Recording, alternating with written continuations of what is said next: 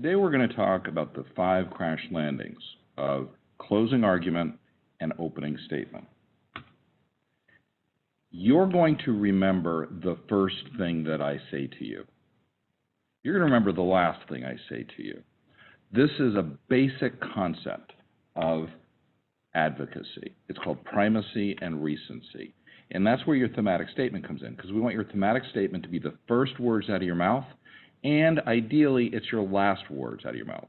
First words out of your mouth on opening statement, last words out of your mouth on opening statement, first words out of your mouth on closing argument, last words out of your mouth, because your jury, your finder of fact, they're going to remember those first and last things. You've got about 5 to 10 seconds at the very start of your opening or closing to capture the hearts and the minds of your jurors.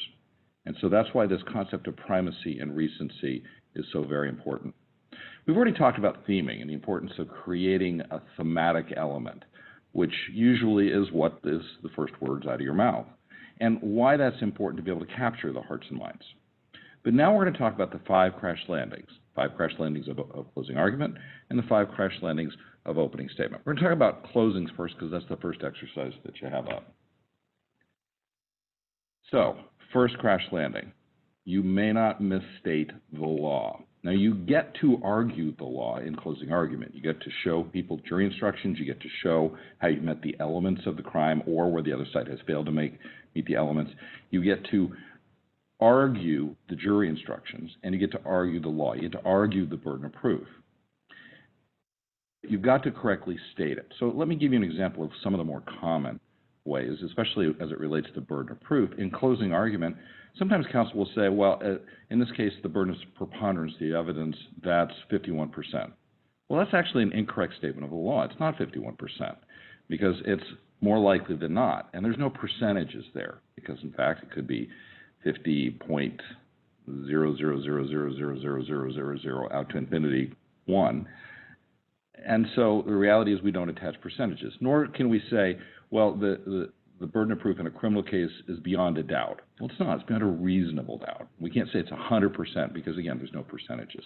So you got to make sure that when you argue the law, that you argue it correctly. And the best way of doing that is actually show the jurors the jury instructions and then tie your argument directly to the instructions. You can't misstate the evidence. Now, remember, closing argument takes place at the end of the case. And what that means is you're dealing with a closed universe of what the evidence is. And sometimes that evidence, you didn't get in something that you thought you might have gotten in or that you had planned on getting in. Well, you're bound to the evidence, and you cannot misstate it. You can't add things. You can't invent things. You can't change things. You can argue nuances and inferences, but you can't change the evidence or add evidence that wasn't admitted. You can't appeal to passion or prejudice. You can't use the send a message to. Our community would be safer if. They pose a danger to. And, of course, and the part of this is the golden rule. Put yourself in the place of my client. Put yourself in the place of the victim. Put yourself in the place of the defendant. You can't argue that. That's a subset of an appeal to passion or prejudice. And finally, and this is the one that a lot of lawyers, that they don't realize it because they don't get objected to, and it is a statement of personal belief. Interestingly enough, this is not only grounds for a mistrial, it's not only grounds for sanctions, but it's actually a violation of the rules of professional conduct, the model rules of professional conduct in any state, no matter where you practice, and specifically rules of model rules here in Washington State, the rules of professional conduct 3.4 are very clear. A lawyer shall not, during trial, state a personal opinion as to the justice of a cause, the credibility of a witness, the culpability of a civil litigant, or the guilt or innocence of a defendant. I mean, it's crystalline clear, and yet lawyers do it all the time. I believe my client when he says you can't do that. I believe that that our cause is just. I believe that they are liable. You can't do that. Anytime the word I comes from your mouth when you're in trial, chances are you're either injecting testimony that you shouldn't, or you're violating this rule. And so heads up on that. We're going to be polishing and really working on removing the word I. Ironically, although there is an I in the word trial, it should not come from your mouth during the course of trial. So let's talk about opening statement. Now remember, opening statement is different than closing argument. First off, it's not an argument. It's a statement of the facts, and you are essentially giving your jury a mental framework, a schemata, in which that they can understand what the evidence will be. Now we talked about, in class, the differences between a thematic statement, opening statement, a dark and stormy night opening statement, and remember we also talked about life is like a mountain train, which is where you see a train but you only see the individual boxcars, where you say, well, this witness will testify and you give a list. That's the problem with trial, is it's like a mountain train, and it can get very confusing. Opening statement is your opportunity to show the jurors and tell the jurors where the different witnesses fit into the story, but you can't argue. We'll talk about that in a second. You can explain the story. You can tell the story either by topic, you can tell the story by chronologically, and along the way explain which witness will testify. But this is where you're not going to simply be giving a list of what the witnesses will say.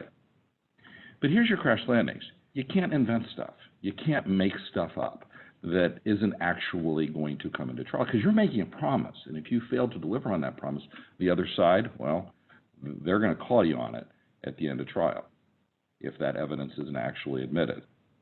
And you can't add stuff, and again, if you start explaining things or you adding personal life experiences, you are testifying, and you're not permitted to do that. You can't add stuff or invent stuff, and you can't misstate stuff, because again, you'll get called on it. Once again, no statements of a personal belief, same rule applies.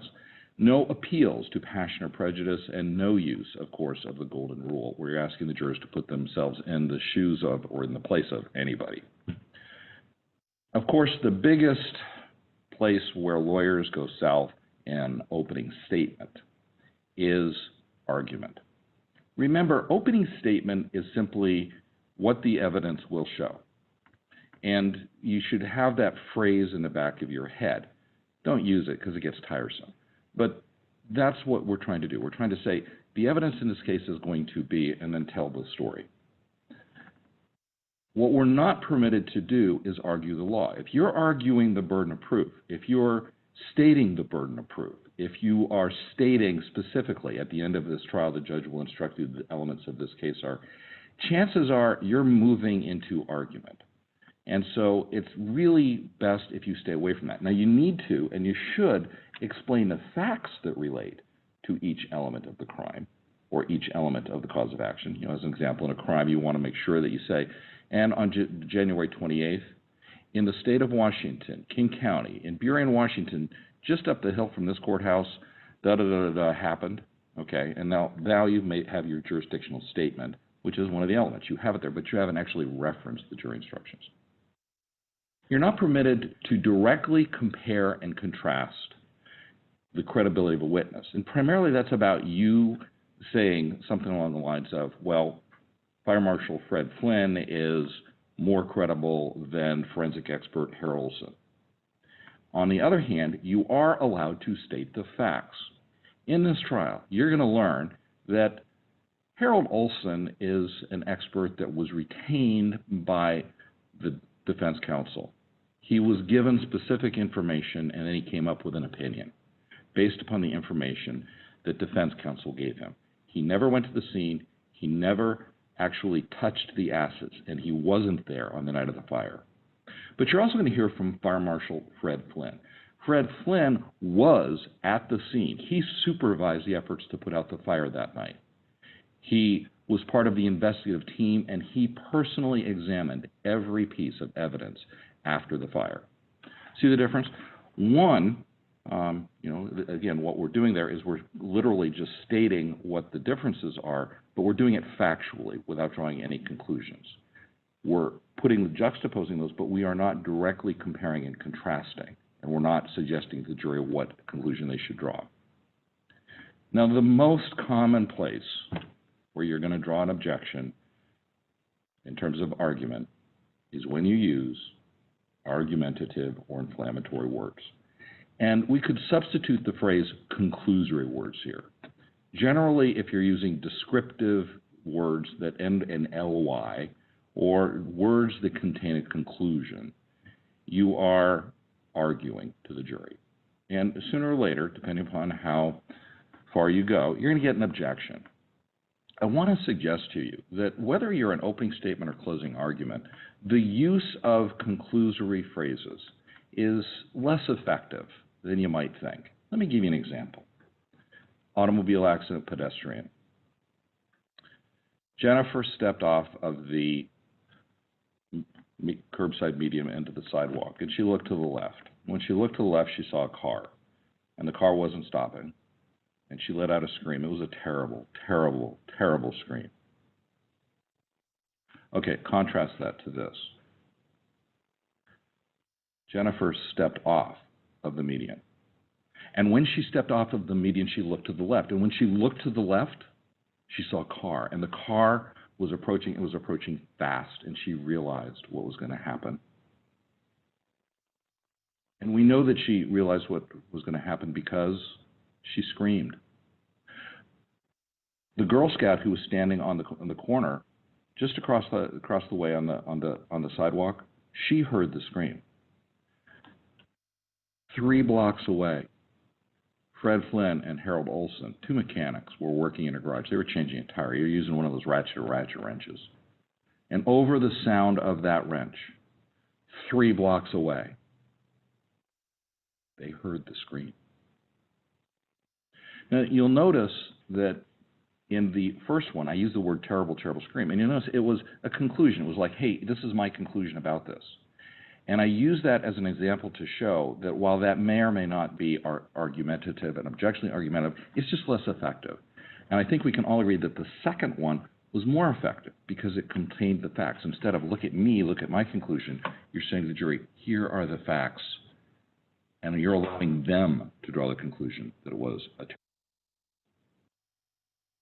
So other things as we're thinking about, and again, comparing, contrasting the 2 opening statements that I just gave, you'll notice that the tone that I used, the pace that I used was different, that I used a different, and sometimes I sped up and slowed down on the second one, where the other one was delivered in a fairly metronomic way. And it was also, I didn't alter the volume in the first one. In the second one, did you notice at the very end I dropped my volume? And what that tends to do is that tends to make people pay more attention. Raising your voice can make people pay more attention, but really what's key there is injecting change into the environment. What's really key there is the change, going up or going down. And even lowering your voice can actually, lowering the volume of your voice, can actually make you more persuasive and can make people pay more attention. You'll also notice that in both of them, I maintained eye contact, because there's nothing less persuasive than staring off into space, as opposed to making direct eye contact with your audience. And finally, you'll notice that in the first one, I was just here, a talking head, standing at the podium with my hands clasped around the podium.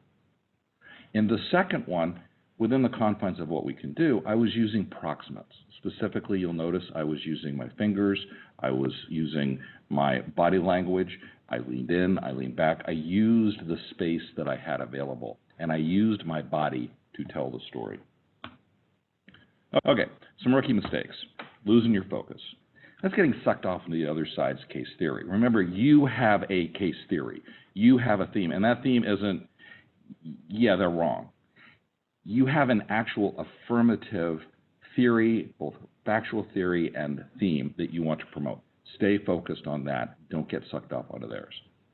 And then there's control of detail. Too much detail. You get down into the weeds too far, the jury loses focus in terms of where they are in that mental schemata, that framework that you're trying to present. Flip side of that is if you remain at 30,000 feet and just talk in generalities, they have no idea what the case is about. And they need to understand what it is. So there's a balance there. You probably want to maintain a level. You know, if I was going to put a number on it, remember I said numbers are not very effective. Yeah, it would be about 5,000 feet. But there are going to be times that you're going to want to go down to grass level, and there's going to be other times where you need to go up to give them the overview. So be aware of your attention to detail. And finally, and I can't say this enough, avoid conclusory language. We're going to work on with you. because your tendency is going to be to use conclusory language. You're going to use adverbs, and we're going to try and beat that out of you, because at the end of the day, being able to speak in terms of facts rather than conclusions will always be more persuasive. So, you'll remember the first thing that I said. You're going to remember the last thing that I said.